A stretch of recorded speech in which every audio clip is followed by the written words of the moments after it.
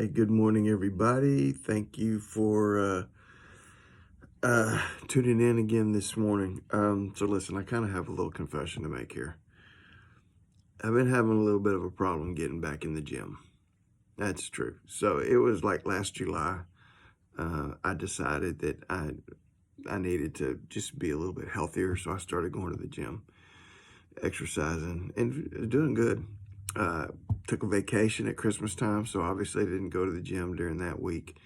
And then last week, which is the week after that, I just didn't get back in the gym. And then this week, every day this week, I've been saying, I'm going. I'm going to get up and go. I go early in the mornings. And even this morning, and the thing is, I'm waking up in time. I'm just not going. I've just got to do it. And I just haven't done it. You know, one of the hardest things that we have in our lives is just, we're real good at dreaming. We're real good at coming up with plans. We're real good at, this is what I want to do. But we have trouble sometimes with just executing our plans. I was reading a book one time about leadership. And one of the things that successful leaders have, one of the qualities that they have is they have the ability to execute. They have the ability to pull the trigger. They just do it. They just have the ability to just do it and to just begin. And here's the key, I think. The key to it all is it's just in beginning. So I think there's a law of physics, I'm not sure, something to the tune of an object in motion tends to stay in motion until an equal force stops it. But so what it's saying is that if you get an object in motion, it's easier to stay in motion. All right.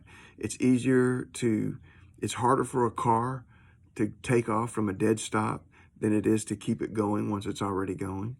It's harder to get an airplane off the ground than it is to keep it in the air once it's already in the air, right? So at some point we've just got to start. At some point we've just got to do something.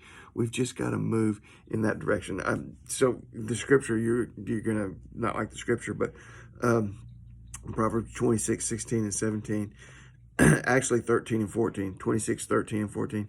It says, a lazy man says, there's a lion in the road. A fierce lion is in the streets. And as a door turns on its hinges, so does a lazy man on his bed.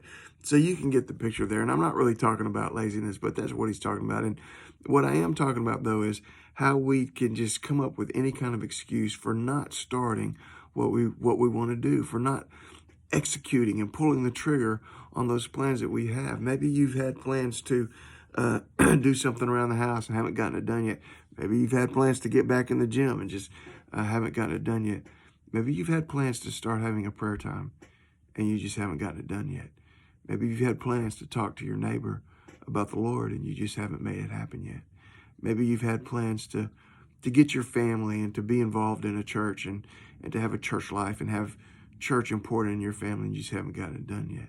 Maybe you've had plans to start supporting your church financially and you just hadn't pulled the trigger yet. Y'all, at some point, we've got to just pull the trigger. At some point, we've got to just execute. At some point, we've got to get things in motion, because once we get them in motion, they're easier to keep in motion than it is to take off from ground zero. Whatever that thing is that you've been planning to do and haven't done yet, maybe this is the week. Maybe this is the week that you just do something that gets that thing going.